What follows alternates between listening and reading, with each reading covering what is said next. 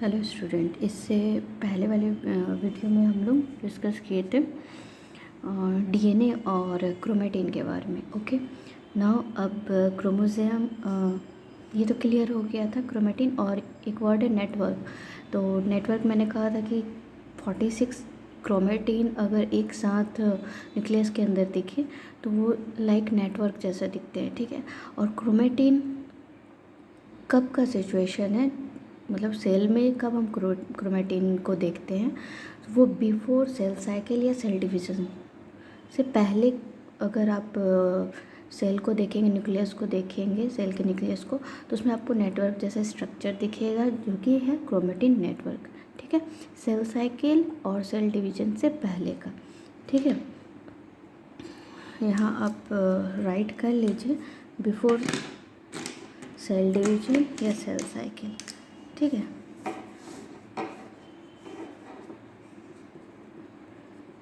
Before cell cycle and division, ठीक है। Normal जब जैसे रेस्ट पोजीशन में अगर सेल रहता है तो उस वक्त क्रोमेटिन नेटवर्क दिखेगा, ठीक है।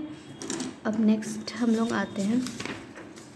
देखिए टाइम थोड़ा अधिक है लग रहा है इसमें, लेकिन समझना भी ज़रूरी है, क्योंकि आप कितना भी बार डिवीज़न और साइकिल पढ़ लीजिए, सब नहीं समझ में आएगा ना तो कन्फ्यूज़न होते रहता है, ठीक है। डीएनए हो गया, क्रोमेटिन नेटवर्क हो गया। क्रोमोसोम अब क्या है?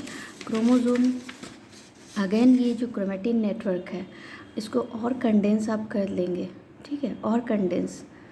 अब ये जो स्ट्रक्चर ऐसे बीच बीच में बेडेड जो दिख रहा है न्यूक्लियोसोम के कारण, ये और अपने में जब फोल्ड हो जाएगा और मतलब कॉम्पैक्ट होने के लिए, तो उस वक्त उसको हम बोलेंगे क्रोमोसोम, ठीक है। जैसे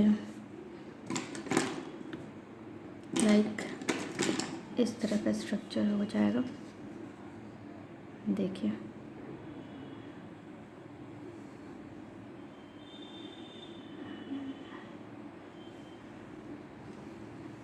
ऐसे बहुत ज़्यादा ये फोल्डेड हो जाएगा जब, ठीक है। ये जो है बीडेड लाइक स्ट्रक्चर ही है, ठीक है, लंबा ये लेंथ, लेकिन ये जब आपस में भी बहुत ज़्यादा फोल्ड हो जाएगा तो ये कॉम्पैक्ट हो जाएगा, कंडेंस छोटा आप बोल सकते हैं, तो उस वक्त इसको हम बोलेंगे क्रोमोसोम, ठीक है। पूरा एक ही फिगर में सब कुछ नहीं दिखा सकते हैं ना। इमेजिन कुछ कीजिए कि इसको आप और ज़्यादा आपस में लपेट दे रहे हैं, ठीक है, फोल्डेड हो जा रहा है अपने ऊपर ही। तो ये स्ट्रक्चर आपका है क्रोमोसोम, ठीक है।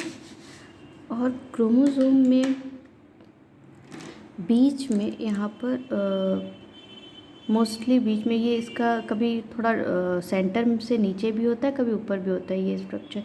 ये प्रोटीन का कुछ प्रोटीन होते हैं जो इसे बाइंड किए रहते हैं, ठीक है। ये पूरे फोल्डेड स्ट्रक्चर को कहीं ना कहीं बाइंड करते हैं ताकि वो इस मतलब बिखरे नहीं। तो ये जो स्ट्रक्चर है राउंड, इसका नाम है सेंट्रोमियर, ठीक है।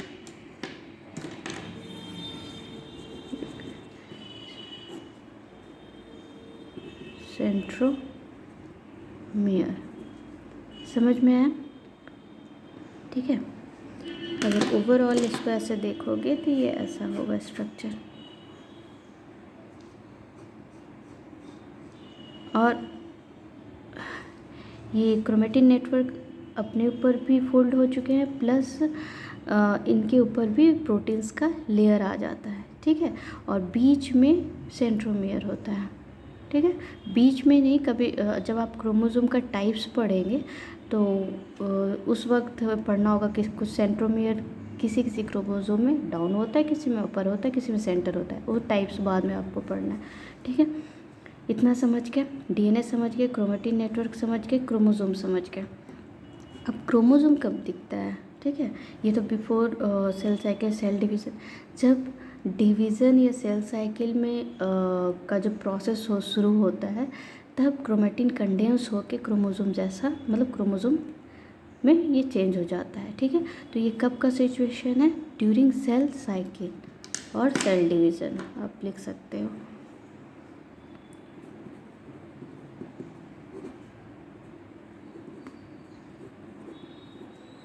ठीक है, cell cycle and division. Clear है इतना?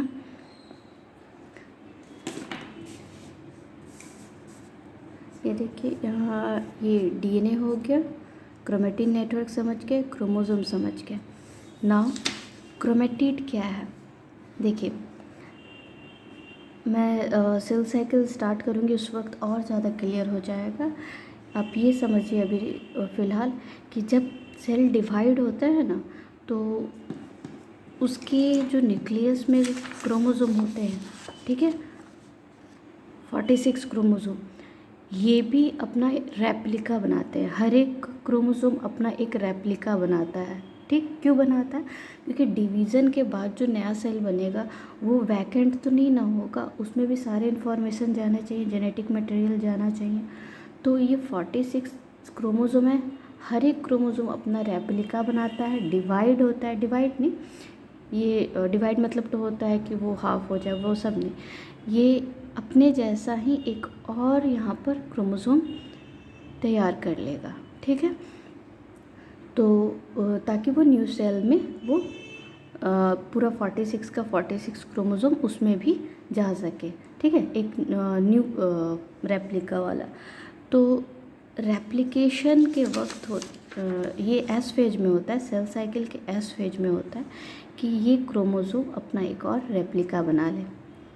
एक्चुअली होता क्या है कि अंदर का जो डीएनए है वही रेप्लिकेट होके नया डीएनए बनाता है। ठीक है, तो रेप्लिकेशन के बाद जो नया स्ट्रक्चर बनेगा उसको हम लोग क्या बोलेंगे? क्रोमेटिड। देखिए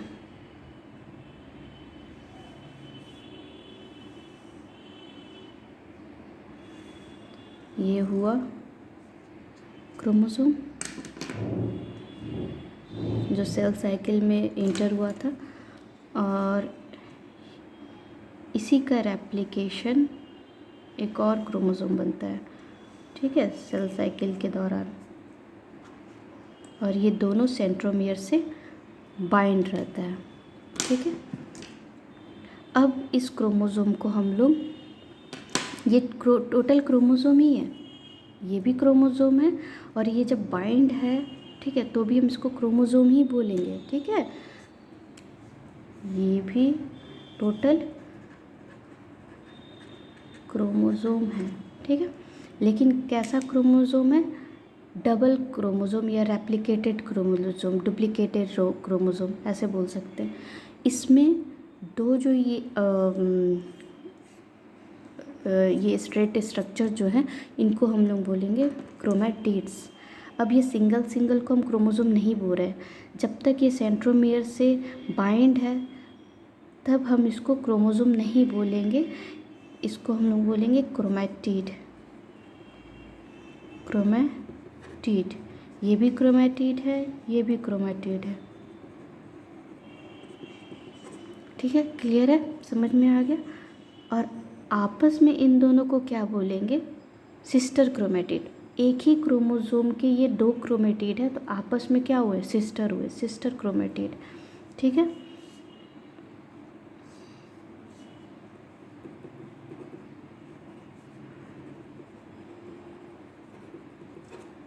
इतना तक क्लियर है? ठीक है, क्रोमेटिन नेटवर्क के बाद हम लोग क्या पढ़े? क्रोमोसोम। क्रोमोसोम कब ये विजिबल होता है? ये जब सेल साइकिल शुरू होता है तब। ठीक है, उसके बाद ये क्रोमोसोम जो है वो रेप्लिकेट होता है। सेल साइकिल में एक ऐसा स्टेज है जिसमें ये रेप्लिकेट होता है, वो एस फेज है, सिंथेसिस फेज है। तो उस वक्त ये डबल हो गया। ठीक है, डबल हो गया, चूँकि ये सेंट्रोमियर से अभी ये सेपरेट नहीं है, सेपरेट नहीं रहेगा। अगर ये सेंट्रोमियर से बाइंड रहेगा तो उस वक्त इसको हम सिंगल सिंगल को हम क्रोमोसोम नहीं बोलेंगे, हम क्रोमेटिड बोलेंगे। ठीक है, और आपस में सिस्टर क्रोमेटिड हो गए। ठीक है, ये सिचुएशन कब का है? ये एस फेज का है। ठीक है, सेल साइकिल। अब देखो क्रोमेटिन के बाद जो इतना भी हम लोग पढ़ रहे हैं ना क्रोमोसोम का स्ट्रक्चर, ये सब अब सेल साइकिल के अंदर का है। ठीक है, एस फेज या सिंथेसिस फेज, थेसिस फेज। ठीक है, समझ में आ गया? इतना क्लियर हुआ? DNA, chromatin network, chromosome, chromatid, sister chromatid. अब होमोलोगस क्रोमोसोम। होमोलोगस क्रोमोसोम क्या है देखिए। अगेन इसमें आते हैं, सेल पे आते हैं, ठीक है। सेल में 46 क्रोमोसोम है। आप देखे होंगे कहीं कहीं ये राइट किया रहता है 23 पेयर है, ठीक है, 23 पेयर है। कहने का मतलब 23 ही डिफरेंट है, ठीक है। और हर एक क्रोमोसोम का एक पेयर होता है, कहने का मतलब उसके जैसा ही एक और क्रोमोसोम होता है। ऐसे समझ में आएगा? क्लियर आपको? देखिए, जब जाइगोट बनता है, जब फर्टिलाइज होता है एक, तो फर्टिलाइजेशन के दौरान क्या होता है, 23 जो है वो मदर का क्रोमोसोम और 23 फादर का क्रोमोसोम।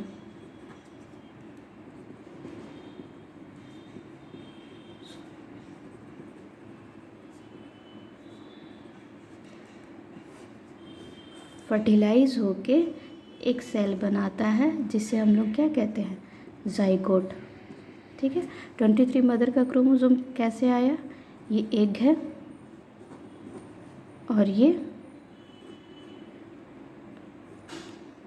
है आपका स्पर्म, ठीक है।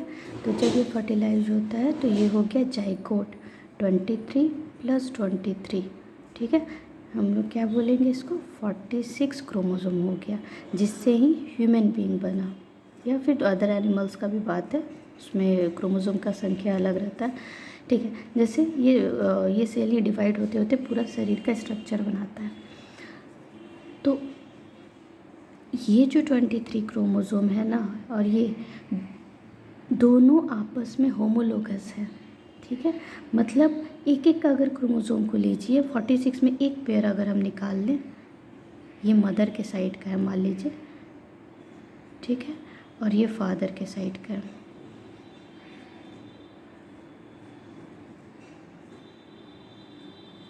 ठीक। तो इसमें क्या होगा ना, अगर ये दोनों आपस में सिमिलर है, सिमिलर मतलब कैरेक्टर जो जीन है ना इसमें लगभग सेम होता है। ये मान लीजिए आई के लिए, तो फादर में भी यहाँ आई के लिए है, ठीक है। भले उसका एलील अलग होगा, ठीक है, वो ब्लू होगा, यहाँ ब्लैक आई के लिए जीन होगा, ठीक है। यहाँ पर जैसे हाइट के लिए है, ठीक है, यहाँ पर भी जीन हाइट के लिए है। वो सेम भी हो, एलील सेम भी हो सकता है, डिफरेंट भी हो सकता है, लेकिन ये सारे कैरेक्टर जितना इस क्रोमोसोम में है, इस क्रोमोसोम में भी वही है, ठीक है। मेरी बात समझ रहे हैं? अगर हम दूसरा क्रोमोसोम लें, मान लीजिए एक और क्रोमोसोम है, ये फादर की तरफ से है, ठीक है। इसमें यहाँ जो जीन है ये है स्किन कलर के लिए, समझ लीजिए, ठीक है। और ये जो क्रोमोसोम फादर के पास से आया है, इसमें स्किन कलर का नहीं है, ठीक है। तो ये स्किन वाला स्किन कलर का जीन यहाँ पर नहीं है, तो ये अपने जैसा ढूंढेगा, उसके साथ पेयर करेगा। और ये जो मदर का क्रोमोसोम है ये अपने जैसा ढूंढेगा और उसके साथ पेयर करेगा। तो फादर का इस क्रोमोसोम में स्किन के लिए जीन है, ठीक है, तो ये इसके साथ पेयर करेगा। समझ में आया? 23 जो मदर में क्रोमोसोम, हम मदर से हमारे में क्रोमोसोम आया, 23 फादर से आया है, आपस में ये एक जैसे हैं, ठीक है, हर एक का पेयर है, एक जैसा जीन है उसमें, तो वो हो गया होमोलोगस क्रोमोसोम। जब इनमें पेयरिंग होता है तो हम उसको बोलेंगे होमोलोगस क्रोमोसोम। समझ में आ गया? यहाँ पर एक छोटा सा डायग्राम बना देते हैं जिससे क्लियर रहेगा आप लोगों को।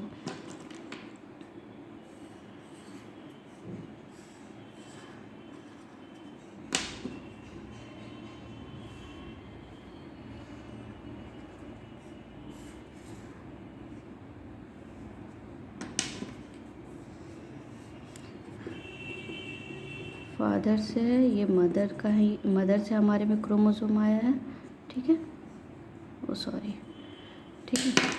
और इनमें जो जीन है वो सिमिलर है। जीन यहाँ बना देते हैं, जैसे ये हो गया ग्रीन, यहाँ पर भी ग्रीन है, ये स्काई ब्लू, यहाँ पर भी ब्लू है,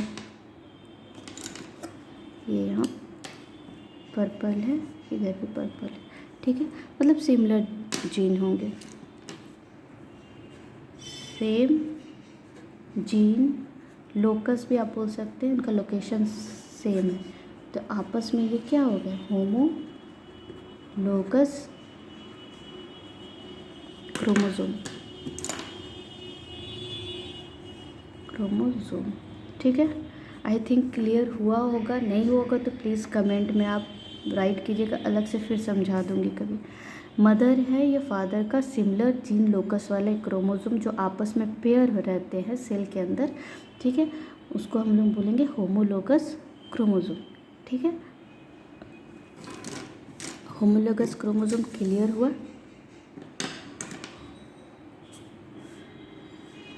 ठीक है। ये सिचुएशन कब आता है होमोलोगस क्रोमोसोम का पेयरिंग, ये आपका मियोसिस में होता है, ठीक है।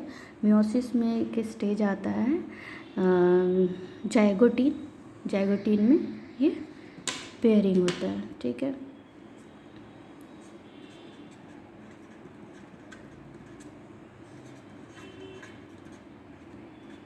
जाइगोटीन जो है वो ये प्रोफेज का पार्ट है, प्रोफेज 1 का, ठीक है।